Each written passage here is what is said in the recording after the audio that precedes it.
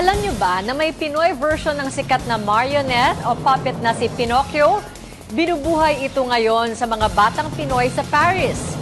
Kilalanin natin si Kikong Batirya at ang mahalagang panawagan niya ngayong pandemya.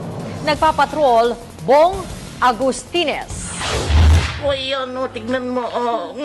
Ito si Kikong Batirya, isang iconic wooden puppet na sumikat noong late 50s sa mga probinsya, tulad ng Pampanga, Bataan, Zambales, Nueva Ecija at iba pa.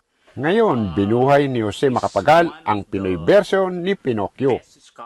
Si Kikong Batirya ay pure wood yan, kahoy, no? Naghanap ako talaga ng oak tree at binili ko mahalang oak tree dito. Naging radio announcer si Macapagal, kaya sanay siya sa pagpapahiram ng boses kay Kiko.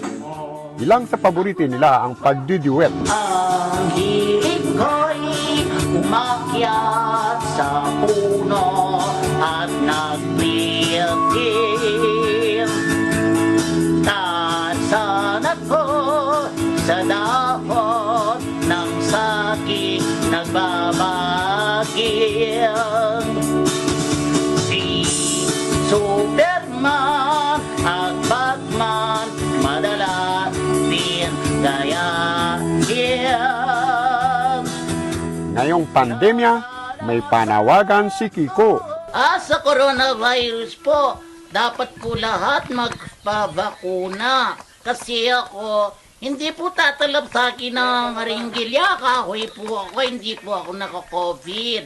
Pero, nagmamaskara po ako para gayahin ako ng tao. Ang payo ko po sa mga kapwa ko bata at Pilipino dito sa Paris, dapat po magpa-injeksyon at maglagay po sila ng maskara.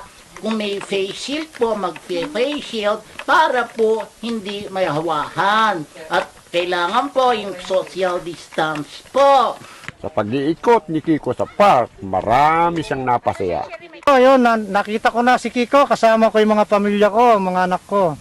Dati po, kinukwento lang sa amin ito. Ngayon pala talaga pong ito, nakasama na namin ang buong pamilya ko. Hindi lang kabataan ang napapangiti. Maging si Kiko, masaya ngayon sa pagluluwag ng lockdown dito sa Paris. Bong Agustines, ABS-CBN News, Paris. Ilang sa paborito nila ang pagduduet. Ang hilig ko'y umakyat sa puno at nagpilpil. Tasan ako sa dahon ng saking nagbabagil. Si Superman at Batman madalas din gayahin. Ngayong pandemya, may panawagan si Kiko.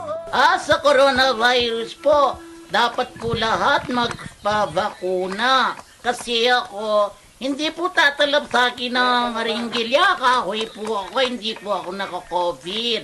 Pero, nagmamaskara po ako para gayahin ako ng tao.